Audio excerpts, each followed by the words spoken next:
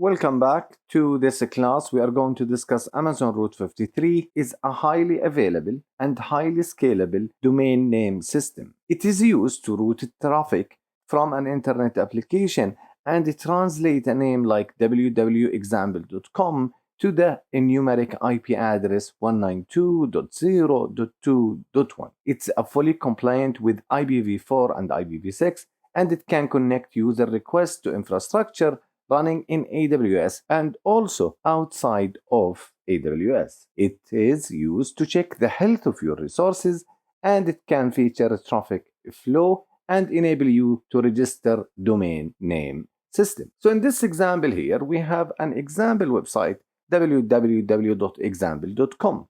And the job of the Route 53, when the user sends a request to the CNAME www.example.com, the DNS will match this to the value of the IPv4 or of the type record A that we are going to see them now in the console. In the Cloud Practitioner, you need to understand the CNAME, which is the domain name, and the IP address, which is type A record in DNS system. Later on, we can explain more advanced names when we study the solution architect. However, in Route 53, there is multiple supported routing, and we are going to explain each one of those in details because they are very important for passing the exam, both exams, the solution architect and the cloud practitioner. So the first thing we want to do is to see how we can create a domain name in Route 53. So let us now go and create a domain name, and I will show you how you can create a domain name for your business and for your organization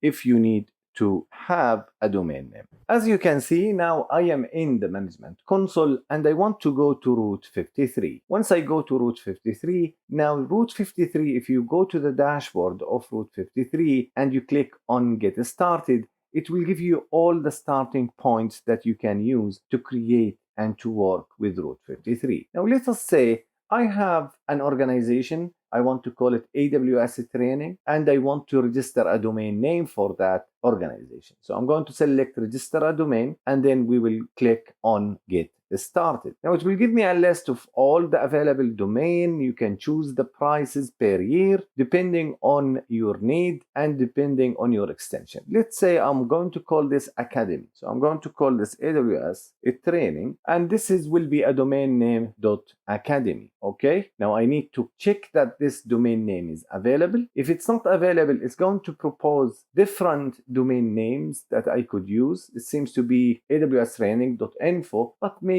it is a bit expensive. So I'm going to change this to something else. Let's call this free AWS training. So this is going to be a free AWS training. You could call it based on your business that you want to create a domain name for. And you can see freetraining.net. It will cost me $11 per year. So I could add this to my cart and then I click on continue. And then you specify the details of your payment information, to whom this business and domain will be registered. So normally you need to provide your addresses and you click on continue and you check it out. Now the next thing I want to show you is basically how we can create a health check. So before we do that, let us have a demo application. And in this demo application, I'm going to use a simple format for my application. It will be an EC2 instance running a simple web server.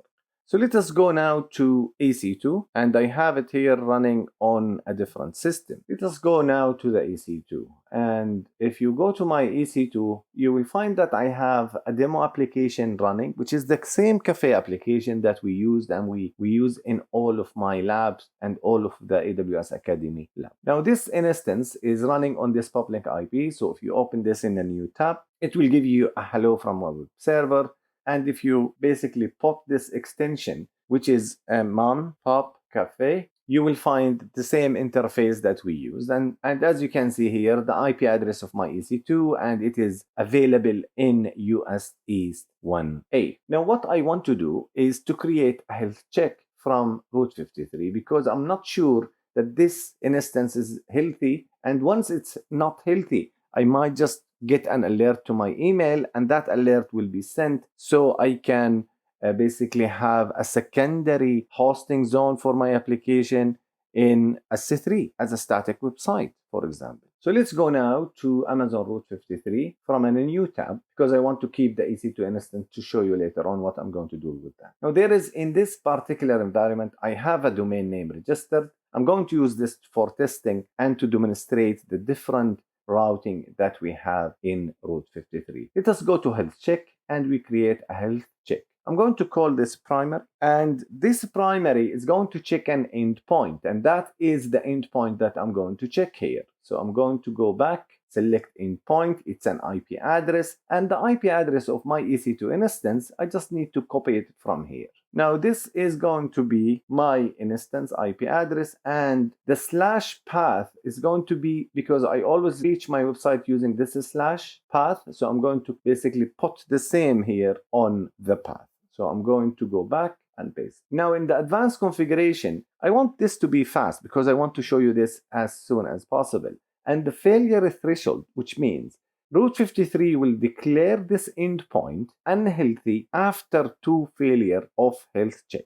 You could also include latency graph, and you could basically have a customized matching for your string if you are using an API. We will see this later on with the API gateway. Click next, and we want to create an alarm, and we want to send this alarm to our email address. This is going to be the channel email address that we use for most demonstration. So let us go back now to our email system, and we basically have an existing SNS. We are going to create a new one, and we will call it primary EC2 down, just to let me know that this is not healthy and I wanted to send it to this email and create a health check. Now, after a few minutes, you should be able to receive a notification to your email address saying that you have to subscribe to this topic. Wait for a few minutes until this can give us a value or to show that there is unhealthy instances. So let us wait a few minutes now. We will receive an email to our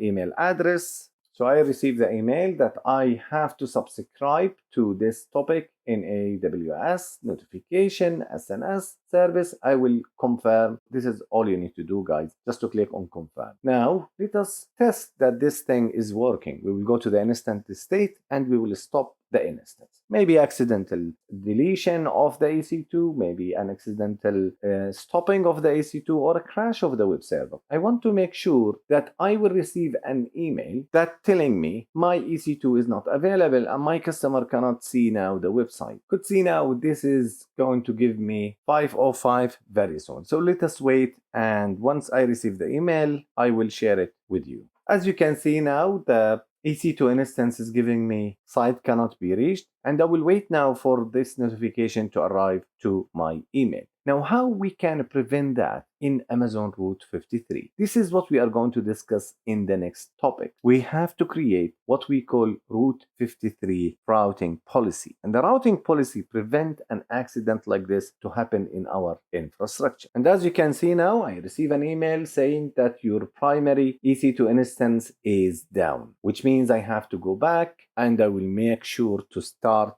and to reboot the instance. Now let me just refresh the page. Now I have another instance here. We are going to use it in the demo. We will see that this machine is fully started. So as I said, to prevent such scenario, we have in Amazon Route 53 multiple routing policy. They are supported in Route 53. And we will discuss each one of them, and I will show you how you configure each one of those in the management console. We have the first one, which is simple routing. It has a single server environment with single domain, and you want to basically tell Route 53 that my domain name, www.baz.ie, awstraining.ie, or .com, is pointing to this IP address, as simple as that. So let me show you how we can create simple routing. So with simple routing, we have a single server environment. We have our primary, which is an Amazon EC2 instance here. And we are just pointing the record, which is the www record, to a type A record to this IP address. This is what we mean by simple routing. So let me show you how you can do that. I will keep this health check there because we will need it later on. You go to the hosted zone and you will find that this record created once we register with route 53 our domain. So we're going to select it and we will create a record. It will be a simple routing.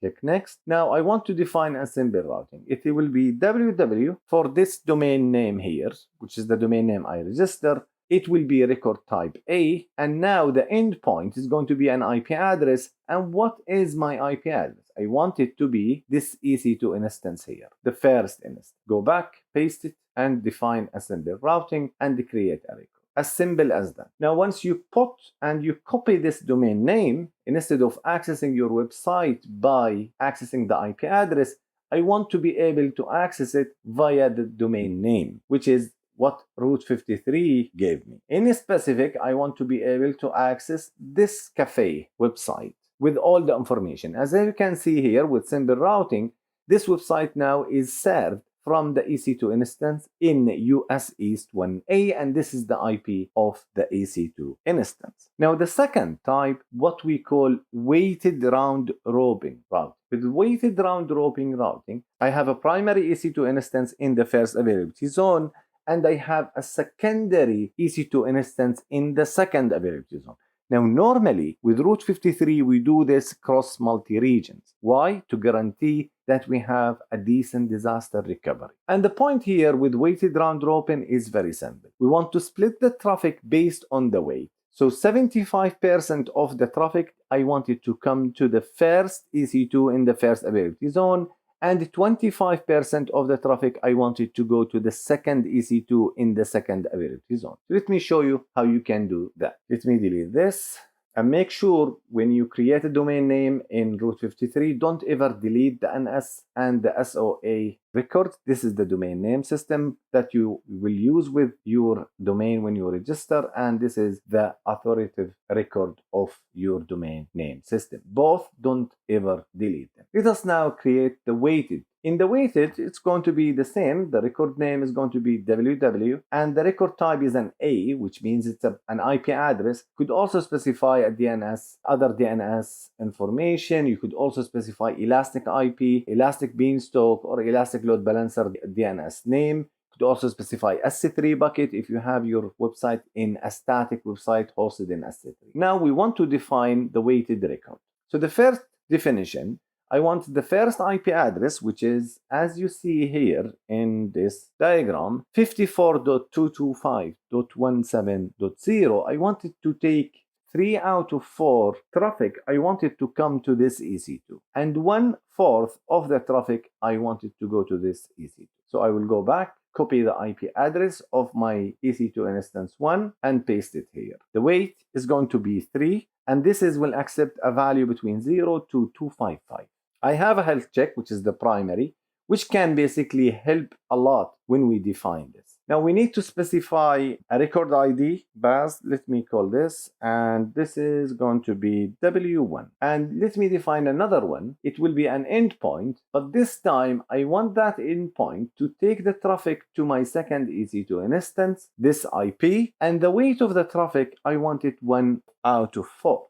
The health check is not going to be any health check because we don't have health check associated with a secondary instance. So we're going to call this again baz-w-2 and define, and then you will click on create. And this will create a health check for you. Now this means if you go to your website, most of the traffic will be served from the first availability zone. Unless there is a very busy traffic going to the availability zone A, then you will be routed to the second availability zone. This is very handy when you have, for example, a pilot line disaster recovery. You have a tiny EC2 instances to support your system, and you have your main infrastructure on a premise data center, and you want to make sure if there is any issue with your primary to route everything back to the secondary. Now let me go back and show you the next one. But first, let us delete those. You have to delete them. And this time I'm going to show you the latency routing.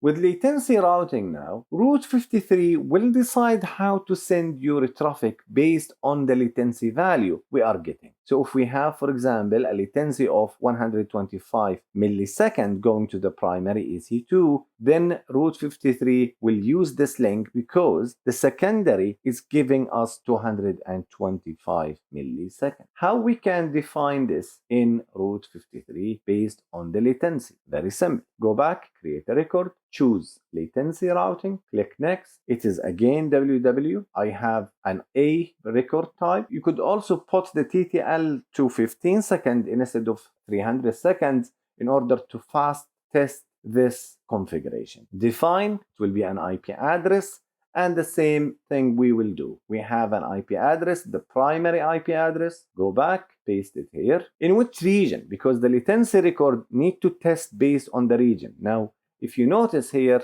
I am in North Virginia, so I go back and choose North Virginia. I think you should put US first, North Virginia. I have a primary health check because this is from where route 53 will get the latency value. It will get it from the health check that we do. Let me call this BAS-L-1. Then I will add a new latency record. The same thing is going to be for the same region. Now, normally, as I said again, normally we will have two different regions to deal with route 53. So I'm going just to copy the same IP address that I have in my second ability zone, and I did no control over this, guys. If I have permission, I will create two EC2 in two different regions to demonstrate this better. And there is no health check associated.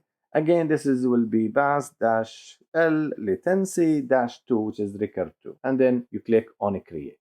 Sometimes these records will now, with geolocation routing, I want a very simple configuration. I want, based on my customer base, I want to route them to my primary or secondary infrastructure. So in this case here, I want the Indian user, my users in India, I want them to come to the first primary zone, the primary host, the first EC2, and the Irish customers, I want them to come to the second EC2 in the second ability zone. In the same way you do this, you go, you create a record, and you choose geolocation, you put WW, and now the record is A again, and you define geolocation. You choose the endpoint. As I said, the first EC2 instance 1, I want it for my customers in India, and you could choose a continent, you could use a specific country. I'm going to choose a specific country just to show you guys how this is going to work with the primary. And this is going to be BAS Geo 1212. Hopefully nobody is using the same record ID. And then I want to define another one for my Irish customer. This is going to be the second EC2 instance IP address. I come back here, paste, and this will be Ireland,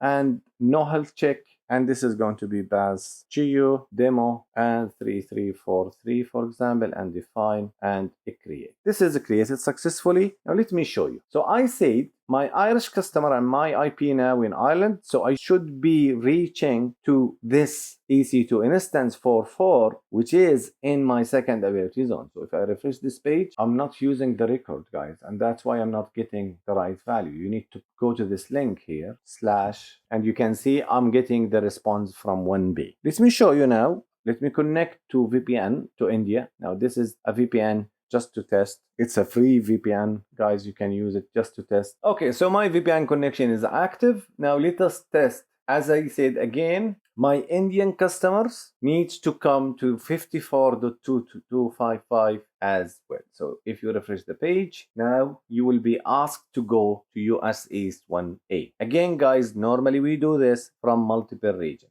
So that was geolocation. The thing I'm going to demonstrate is failover. And failover is very simple concept. With failover routing, I want to make sure if my primary EC2 instance is down for any reason, I want to fail over to my EC2 in the second ability zone. Now, normally, if you can't afford, depending on your disaster recovery plan, what you could do is to create an SC3 bucket, and it will be your secondary hosting of your website just to display a nice message to your user. So let me show you how you can do failover. Now remember, you have to have a health check for failover to work in a proper way. Go to the create record, and with failover, click next. And this will be WW again with, let me put this 15 seconds because I want to show you this in action. And let us define a failover. First is going to be my primary, the record type, and the primary IP I have is this IP here, and the health check is a primary, and again let me do as a